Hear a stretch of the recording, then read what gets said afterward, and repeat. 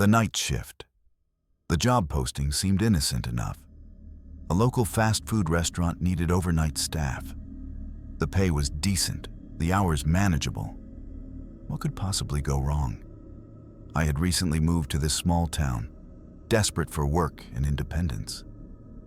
My mother's constant nagging about finding employment had finally worn me down. The restaurant itself had an unusual history that I only learned about later. The locals had protested its construction for years, claiming it was built on sacred ground, ancient ground. But their protests had failed, and the building stood anyway. My training went smoothly. I learned to flip burgers, operate the registers, brew coffee. The work was mindless, but steady. Most of my co-workers were friendly enough. After a month, the manager approached me with an offer. Night shift, solo. The restaurant would be closed except for the drive-through window. The building would be mine to maintain through the dark hours. I accepted without hesitation. I needed the money. I needed the independence. How hard could it be? That first night, I arrived just before closing. The departing staff gave me quick instructions and departed into the rainy evening. I watched their taillights disappear down the empty road. Then I was alone. The task list was straightforward. Clean the dining area, mop the floors, check kitchen inventory, stock the fryer station, empty the trash bins, clean the bathroom. Simple routine maintenance. I grabbed the mop bucket and began filling it at the small utility sink. The water flowed agonizingly slow. The overhead light flickered once, twice. In that stuttering darkness, I thought I saw something move in my peripheral vision. A shape, a figure. But when I blinked, nothing was there. Just my imagination playing tricks. I secured the front doors and began mopping the dining room floor. The rhythmic swish of the mop was almost meditative. Then I heard it. The distinctive mechanical whir of a printer coming from the manager's office. Strange. The office lights were off, but the computer screen glowed with pale blue light. I pushed open the office door. The metal handle felt unnaturally cold against my palm. A single sheet of paper sat in the printer tray, still warm from printing. As I picked it up, a sudden breeze swept through the cramped office, carrying with it the strange scent of citrus, completely out of place.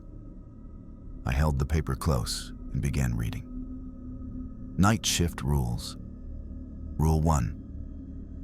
If you hear knocking on doors or windows, turn off all lights immediately and hide beneath the counter until the knocking stops. Rule 2. If the temperature drops suddenly, check the thermostat. Whatever you do, do not look behind you. Rule 3. If lights begin flickering in the manager's office, cover the door window, close the door, and remain motionless for 30 seconds. Rule 4. If you hear sobbing from the bathroom, go check it. If it turns to wailing, it is already too late. Rule 5. If you see a woman across the street, do not stop watching her until you hear a knock on the wall behind you. Rule 6. If music plays through the speakers, hide in the freezer until it stops. Rule 7.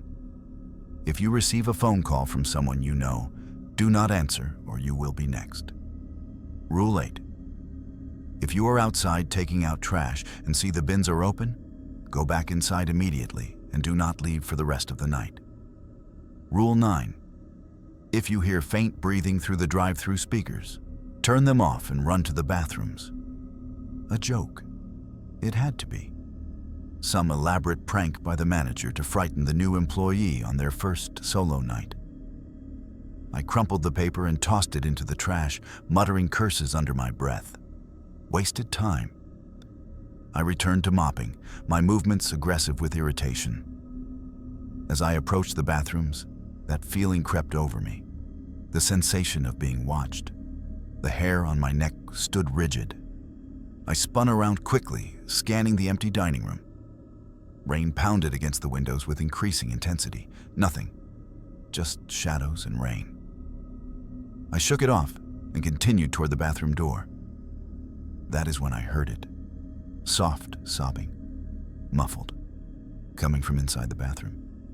My heart rate accelerated.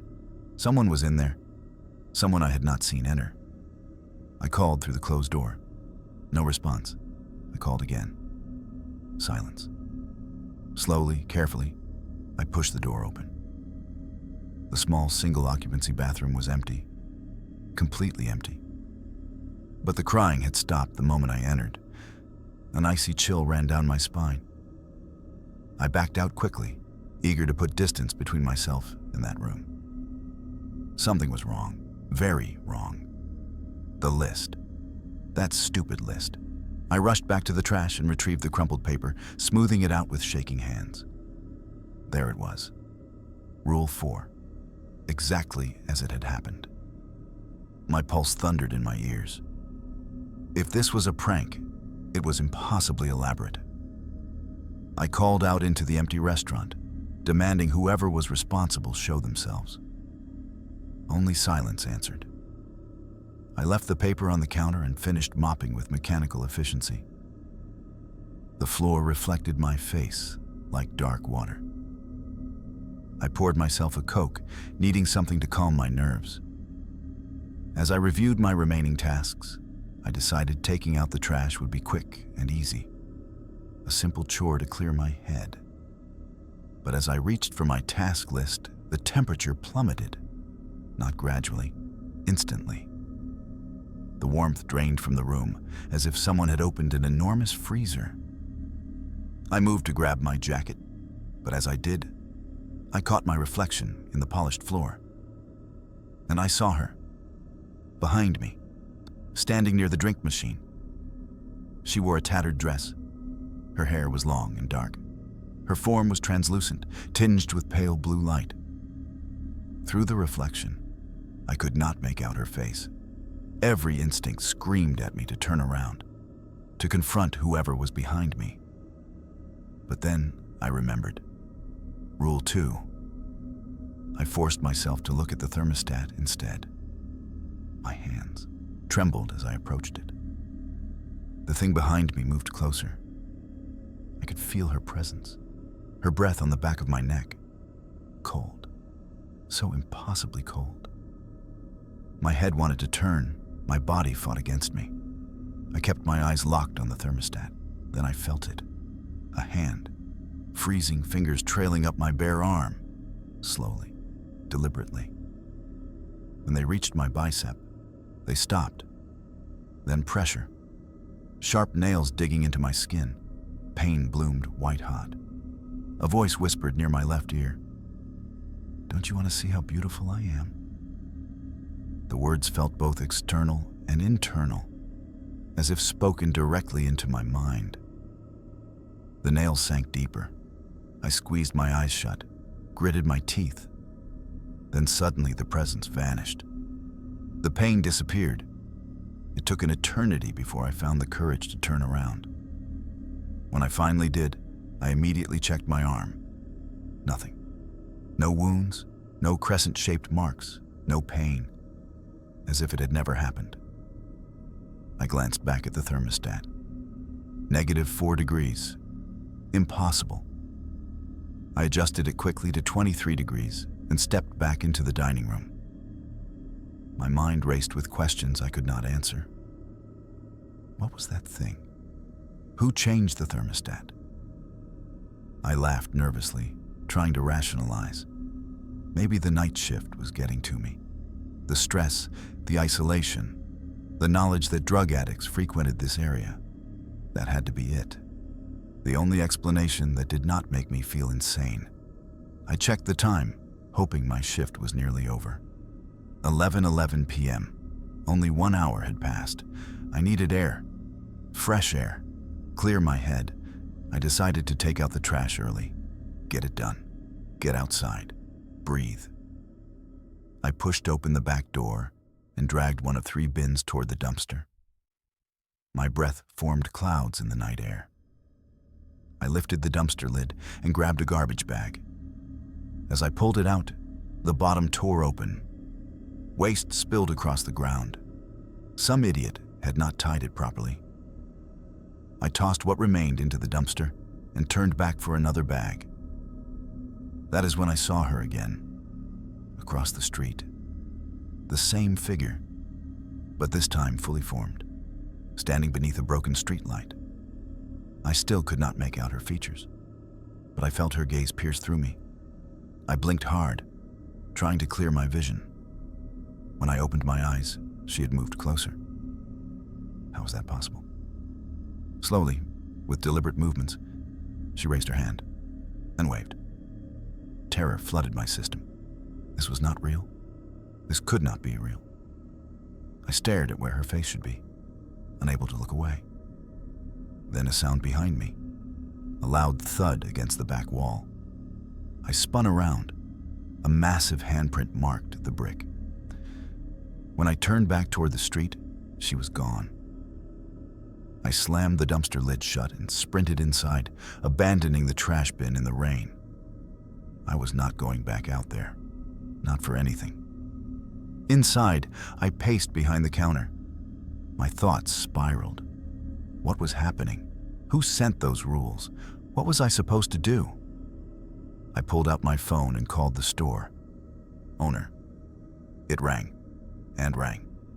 Then voicemail. I left a frantic message asking him to call me immediately and hung up. I looked back at the rules sheet laying on the counter. Rules 2, 4, and 5 were crossed out. Not neatly, violently, as if someone had taken a marker and savagely torn through the paper. My breath caught. Who had done this? When? I had been alone the entire time. Before I could process this, music began playing through the overhead speakers. A lullaby, but twisted, wrong. The soft female voice grew increasingly aggressive with each verse, menacing. I grabbed the rules sheet. Rule 6, hide in the freezer until the music stops. I ran to the walk-in freezer, forgetting to grab one of the warming jackets hanging outside. The cold hit me like a physical wall. -20 degrees. I could still hear the faint echo of that horrible lullaby through the industrial door. Something positioned itself on the other side. I could sense it, waiting, watching. Then new sounds, violent pounding on the windows, multiple impacts, as if bodies were throwing themselves against the glass. The lullaby grew louder, more aggressive. The banging intensified. My bones ached from the cold, but I could not leave. I remembered Rule 1. If there was knocking, hide under the counter. But I was in the freezer, waiting for the music to stop. What was I supposed to do? The decision was made for me. Glass shattered. I bolted from the freezer and dove beneath the counter. What I saw froze me more completely than any cold ever could. Bodies, dozens of them, pressed against every window. But these were not human. Their skin was paper white, stretched tight over protruding bones. Each one wore an impossibly wide smile, teeth exposed, but no eyes, just empty sockets where eyes should be. And yet they saw me. I knew they saw me. The lullaby finally stopped, replaced by static. I remained hidden beneath the counter for what felt like hours.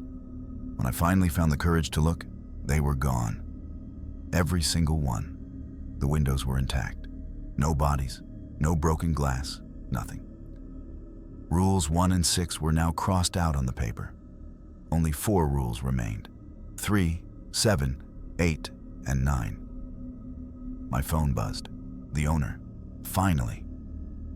I answered desperately, words tumbling out as I tried to explain everything that had happened. When I finished, there was a pause. Then an ear-splitting scream came through the phone. The line went dead.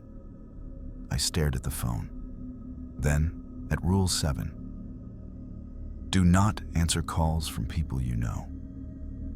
The rule was crossing itself out as I watched. Ink appearing from nowhere. 3 rules left. I checked the time. 3:30 a.m. Just 2.5 more hours. I could survive this.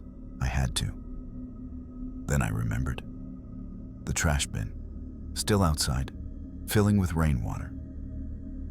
The morning manager would kill me if it was full of water. I opened the back door reluctantly and approached the bin I had abandoned. I managed to empty it before running back inside. Earlier, I closed the lid and turned to wheel it back inside. The dumpster lid was open. I had definitely closed it. I walked over and pushed it down. As I turned to move the bin, a horrific scream erupted from inside the dumpster. Then that cold breath on my neck again.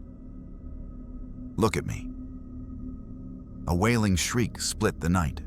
I dropped the bin and ran. My footsteps on the wet asphalt were fast. But something behind me was faster. The wailing grew louder, closer. I reached the door and slammed it shut. Immediately, frantic pounding started from the other side.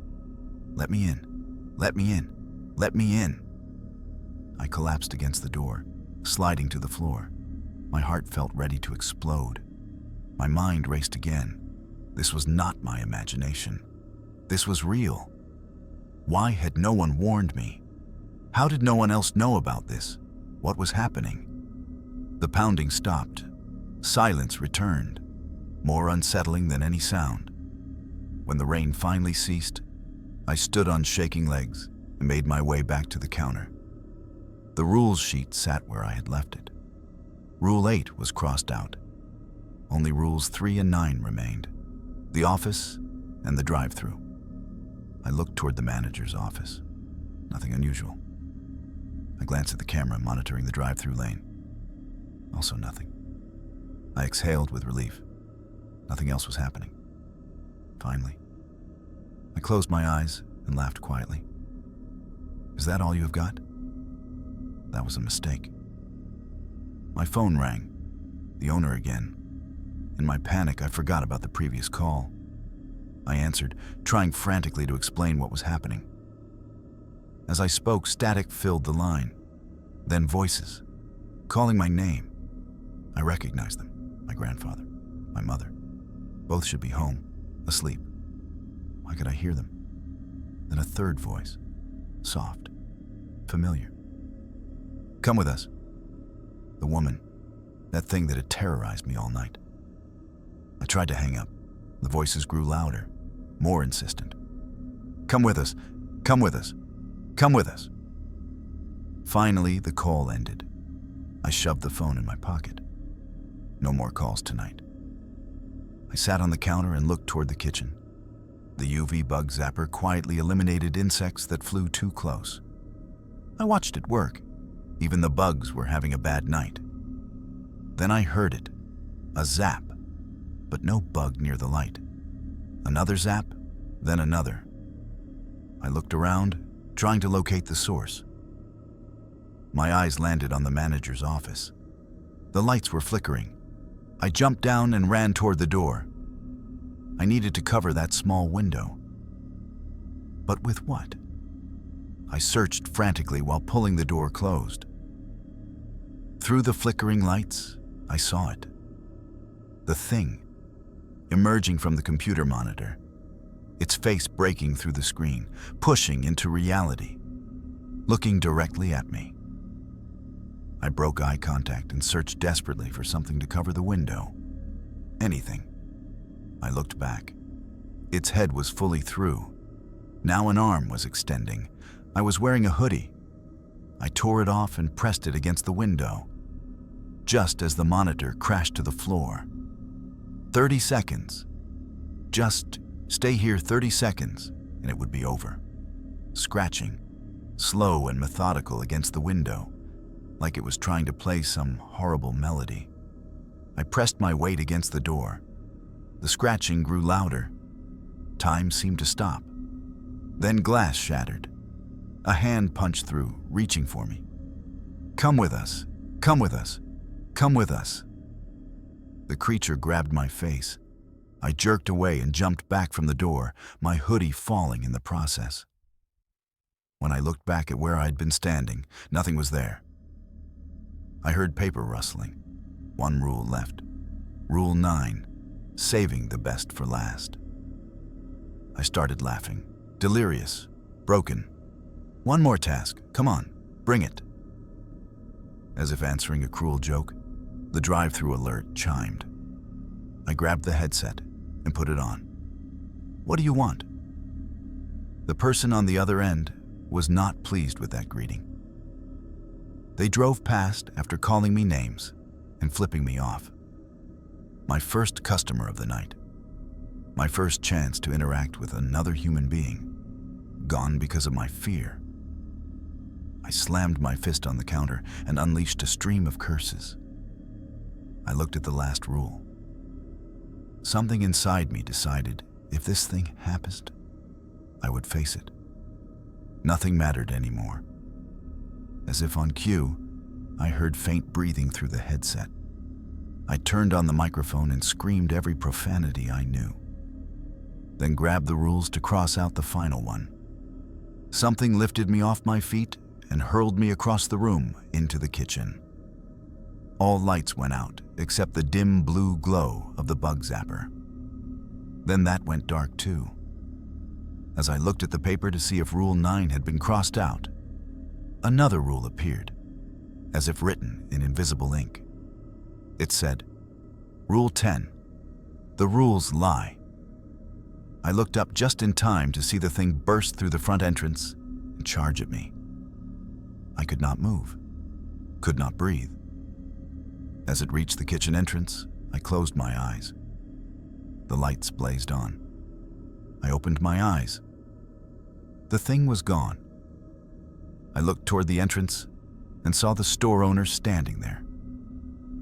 His face showed panic and concern. He rushed over and told me I was safe now. Nothing to worry about. I think I fainted.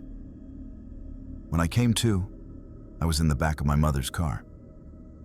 She explained the owner had called her to pick me up because I was in bad shape. We drove home in silence. I collapsed into bed. If I had not challenged that thing, I would probably be dead. Or worse. As I finish telling you this, I need to go turn on the heat. Because it is getting very cold in my house. Would you like me to adjust any specific horror elements or change the pacing?